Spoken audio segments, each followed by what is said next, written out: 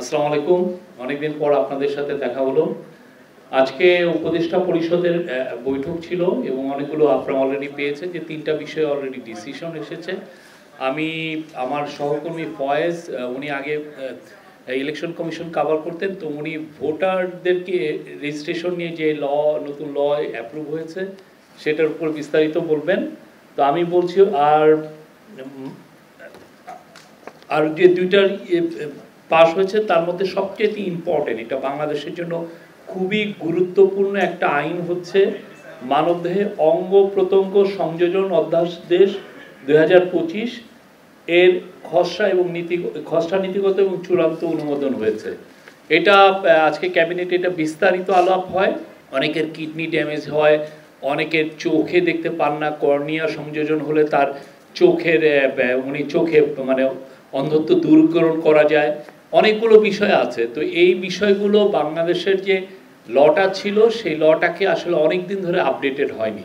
তো এটা নিয়ে আমাদের হেলথ মিনিস্ট্রি, বাংলাদেশের যারা অর্গান ট্রান্সপ্লান্টেশনে যারাই নিয়োজিত আছেন, যে বড় বড় হসপিটালগুলো এবং তাদের যে এক্সপার্ট, বিশেষ করে এক্সপার্টগুলো, তাদের সাথে তারা কথা বলেছেন এবং ইন্টারন্যাশনাল ল দেখেছেন, এই সংক্রান্ত ইন্টারন্যাশনাল নর্মস বা লগুলো কি, সেই অনুযায়ী এই আজকে এই নতুন একটা অধ্যাদেশ জারি হয়েছে এবং এই অধ্যাদেশ জারির ফলে বাংলাদেশে অর্গান ট্রান্সপ্লান্টেশনটা খুব ইজিয়ার হবে। হ্যাঁ, এবং কিছু কিছু ক্ষেত্রে আগে যেমন দেখা যেত যে মানে ট্রান্সপ্লান্ট করার জন্য শুধুমাত্র খুবই কাছের, যে আপনি আপনার ভাই বোন বা বাবা মার থেকে নিতে পারতেন, এখন একটু এটাকে একটু এক্সপান্ড করা হয়েছে। এর ফলে আমরা মনে করি যে বাংলাদেশের অনেকেই আর কিডনি ট্রান্সপ্লান্টের জন্য বিদেশে যাওয়া লাগবে না। অনেকে জানেন যে ইলিগালি নিয়ে যান, এখান থেকে নিয়ে যে ওই বাইরে দেশে কাজগুলো করেন, এবং এর ফলে যেটা হবে যে বাংলাদেশের হসপিটালগুলো এই সার্ভিসগুলো দিতে পারবেন খুব ইজিয়ার ওয়েতে। এবং এটা বাংলাদেশের জন্য আমরা মনে করি এটা একটা যুগান্তকারী একটা আইন। এবং আরেকটা হচ্ছে যে অনেকে তার দেহ দান করে যেতে চান। দেহ দান করলে এই কাদাভার এটাকে এই লাশ থেকে যে অর্গানগুলো কিভাবে হারভেস্টিং করা হবে বা এটা কতটা লফুল কিভাবে করা যাবে, সেই বিষয়গুলোও এই লতে আছে। এই লটা আপনারা এই হেলথ মিনিস্ট্রির সাথে কথা বলবেন, তারা আপনাদেরকে লর কপিটা দিবে এবং আপনারা দেখবেন যে এটা খুবই ইম্পর্টেন্ট এবং আমরা মনে করি এটা একটা যুগান্তকারী ল। আজকে আর একটা বিষয় আছে, আমি তো ভোটার রেজিস্ট্রেশনের কথা বললাম, এছাড়া বিনিয়োগ বোর্ডের একটা ক্ষুদ্র একটা চেঞ্জ ছিল এটার সংক্রান্ত লয়ের। এটার ফলে যেটা হবে যে বিনিয়োগ বোর্ডে বাইরের থেকেও কিছু এডিশনাল কিছু রিক্রুটমেন্ট করা যাবে। আর এছাড়া গোপালগঞ্জ নিয়ে আজকে বিস্তারিত ক্যাবিনেটে বিস্তারিত আলোচনা হয় এবং ক্যাবিনেটের আলোচনার পরে আপনারা অলরেডি জেনেছেন যে একটা প্রোব কমিটি করা হয়েছে সিনিয়র সেক্রেটারি হোম মিনিস্ট্রির নেতৃত্বে, এছাড়া ল মিনিস্ট্রি এবং পাবলিক অ্যাডমিনিস্ট্রেশন মিনিস্ট্রি থেকে 2জন অ্যাডিশনাল সেক্রেটারি থাকবেন। এরা 3জন 14 দিন তাদেরকে দেওয়া হয়েছে ইনভেস্টিগেট করে তাদের রিপোর্টটা চিফ অ্যাডভাইজারের অফিসে সাবমিট করবেন। এই ছিল, আমি আমার সহকর্মী ফয়েজ আহমেদকে দিচ্ছি। Thank you. জি, আপনাদের ধন্যবাদ। আজকে উপদেষ্টা পরিষদের বৈঠকে ভোটার তালিকা সংশোধন অধ্যাদেশ 2025 এটা খসড়া এবং নীতিগত চূড়ান্ত অনুমোদন দেওয়া হয়েছে। এটা জাস্ট যেই আইনি ব্যাখ্যাটা আছে, আমি ওই জটিল আইনি ভাষায় না গিয়ে আপনাদেরকে একদম সহজে বলি। সেটা হচ্ছে এক্সিস্টিং যে সিস্টেম, সেই সিস্টেম অনুযায়ী বাংলাদেশের নাগরিকদের যে সমস্ত ব্যক্তিরা ভোটার হওয়ার উপযোগী হন, অর্থাৎ যাদের বয়স 18 হয়, তারা শুধুমাত্র ওই বছরের ডিসেম্বরের মধ্যে যাদের বয়স 18 হয়, সেই বছরের জানুয়ারিতে এসে যে হালনাগাদটা হয় সেই হালনাগাদ তালিকায় উনি আসেন। প্রতি বছর জানুয়ারির 2 তারিখে এই খসড়া তালিকা ইলেকশন কমিশন প্রকাশ করে এবং মার্চ মাসের 2 তারিখে চূড়ান্ত তালিকা প্রকাশ করে। তাহলে দেখা যায় যেটা, যে পরবর্তী যে নির্বাচনটি অনুষ্ঠিত হয়, সেই নির্বাচন অনুষ্ঠিত হওয়ার আগে যে সমস্ত নাগরিকরা 18 বছর বয়সে পৌঁছান, অর্থাৎ ভোটার হওয়ার জন্য এলিজেবল হন, তারা ওই ভোটে ভোটাধিকার প্রয়োগ করার সুযোগ পান না, তারা এই তালিকা থেকে বাদ পড়ে যান। তাদেরকে পরবর্তী নির্বাচনের জন্য আবার অপেক্ষা করতে হয়। এই বাস্তবতায় নির্বাচন কমিশন মনে করে যে ভোটের শিডিউল ঘোষণার আগেই যেহেতু একটি চূড়ান্ত ভোটার তালিকা প্রস্তুত রাখতে হয়, সেক্ষেত্রে শিডিউল ঘোষণার আগে যৌক্তিক সময়ের মধ্যে এই যারা ভোটার হওয়ার উপযোগী হন তাদেরকে ভোটার তালিকায় নিয়ে আসা। এটার জন্য যেটা করতে হবে, ধরুন ফেব্রুয়ারিতে একটা ইলেকশন, তার 2 মাস আগে সর্বোচ্চ শিডিউল প্রকাশ করা হয়। সেই ফেব্রুয়ারি ইলেকশনের 2 মাস আগে বললে আমরা সর্বোচ্চ নভেম্বর, তার মানে নভেম্বর পর্যন্ত মানুষগুলি যারা ভোটার হওয়ার উপযোগী হন তারা ভোটাধিকার দেওয়ার সুযোগ পান না, বরঞ্চ তার আগের জানুয়ারি অর্থাৎ তার আগের বছরের ডিসেম্বর পর্যন্ত যারা 18 বছর হয়েছেন শুধুমাত্র তারাই পান।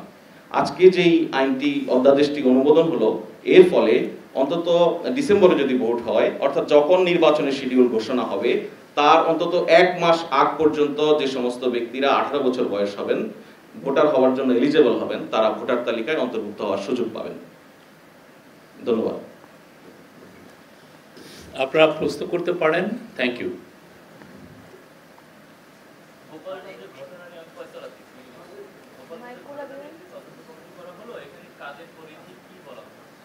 না, আমরা এটা তো বলেছি, তারা পুরো থরলি ইনভেস্টিগেট করবেন ঘটনাটা কেন হলো, এই পুরো ইয়েতে এটার মানে কিভাবে মৃত্যুগুলো হলো সবগুলোই দেখবেন, ভায়োলেন্সটা কারা করলো।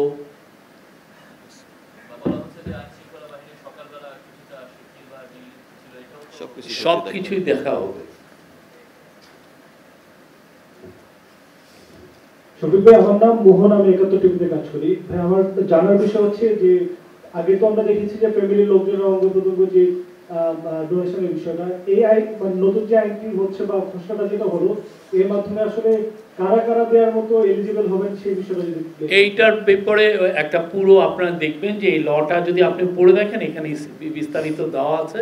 আমি যেটা জানি যে আগে যেমন আপনার নেফিউ নিস এরা দিতে পারতেন না, এখন মানে মানে ভাতিজা ভাগিনা তাদেরকেও ইনক্লুড করা হচ্ছে আর কি, এই এতে মানে পরিধিটা বাড়ানো হয়েছে।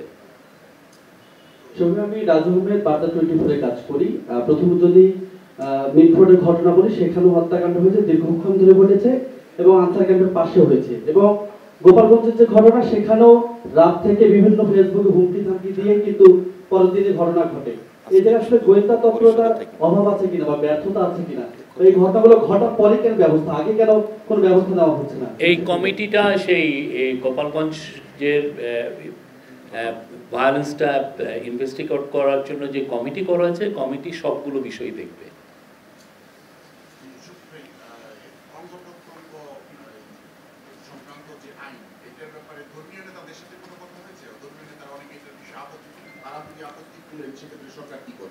আমি তো বললাম আপনার যা কিছু করা হয়েছে এটা লফুল ইন্টারন্যাশনাল নর্ম মেনে এগুলো করা হয়েছে।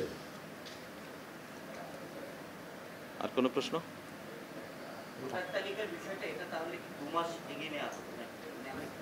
না, 2 মাস এগিয়ে আনা নয়। বর্তমানে হচ্ছে যে নাগরিকদের ভোটার হওয়ার মতো এলিজেবল মানে 18 বছর বয়স হয়, প্রতি বছর ডিসেম্বরের মধ্যে যাদের হয় তাদেরকেই শুধুমাত্র অন্তর্ভুক্ত করা হয়, জানুয়ারিতে খসড়া তালিকা প্রকাশ করে। কিন্তু আপনি দেখুন ডিসেম্বরের অনেক পরে এসে ধরুন অক্টোবর নভেম্বর একটা নির্বাচন হচ্ছে, সেই নির্বাচনের মধ্যে দেশের হাজার হাজার লাখ লাখ মানুষের কিন্তু বয়স 18 হয়, তারা ভোটার হওয়ার উপযোগী হন, কিন্তু তারা তালিকায় লিপিবদ্ধ হতে পারেন না, তারা তাদের ভোটাধিকার প্রয়োগ করার সুযোগ পান না। সেই জন্য এখন যে সংশোধনটা আনা হয়েছে, নির্বাচনের তফসিল যে সময় ঘোষণা করা হবে, তফসিল ঘোষণার সময় কিন্তু আসলে একটা চূড়ান্ত ভোটার তালিকা নির্বাচন কমিশনের হাতে থাকা প্রয়োজন হয়। তার আগে নির্বাচন কমিশন ভোটার তালিকাটা প্রকাশ করে, কোনো আপত্তি অনাপত্তি সংশোধন এগুলি সংশোধন করে, সব মিলিয়ে ধরুন 1 মাসের মতো, শিডিউলের আগে 1 মাসের মতো সময় তাদের লাগে। তার মানে কি, এই 1 মাস আগে ধরুন শিডিউল নির্বাচন কমিশন একটা নির্বাচনের জন্য একটা শিডিউল ঘোষণা করছে, সেটা অক্টোবর মাসে। তার মানে কি, আমরা সেপ্টেম্বর যাচাই বাছাই হবে, সেপ্টেম্বরের আগের মাস পর্যন্ত যারা 18 বছর বয়স এলিজেবল তারা এখন ভোটার তালিকায় অন্তর্ভুক্ত হতে পারবে।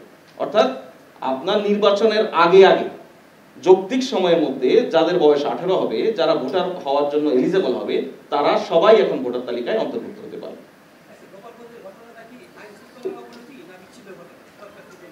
আমরা এই পুরো বিষয়টাই এই ইনভেস্টিগেটিভ যে কমিটি করা হয়েছে, প্রোব কমিটি করা হয়েছে, তারা দেখবেন।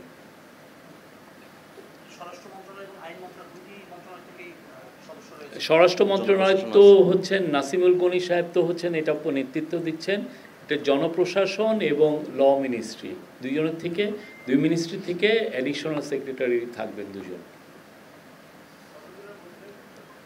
এটা 2 সপ্তাহ আপনারা দেখবেন। আমরা তো আপনারা যারা আমাদের হোয়াটসঅ্যাপ গ্রুপে নাই, প্লিজ আমাদেরকে রিকোয়েস্ট করুন, আমরা কিন্তু সবার জন্য ওপেন। আপনাদের হোয়াটসঅ্যাপ গ্রুপে আমাদের এই যে তিথি আছেন, ফয়েজ আছেন, অপূর্ব জাহাঙ্গীর আছেন, আমি আছি, আজাদ মজুমদার আছেন, নাইম আলী আছেন, যে কাউকে আপনারা ফোন দিলে আমরা আপনাদেরকে হোয়াটসঅ্যাপ গ্রুপে আমরা অ্যাড করে নিব। অ্যাড করে নিলে আমরা আমাদের যে নিউজগুলো হয় আমরা সবগুলোই কিন্তু পাবলিশ করি, আপনারা এটার অ্যাক্সেস পাবেন। এটা ইটস ফর এভরিওয়ান।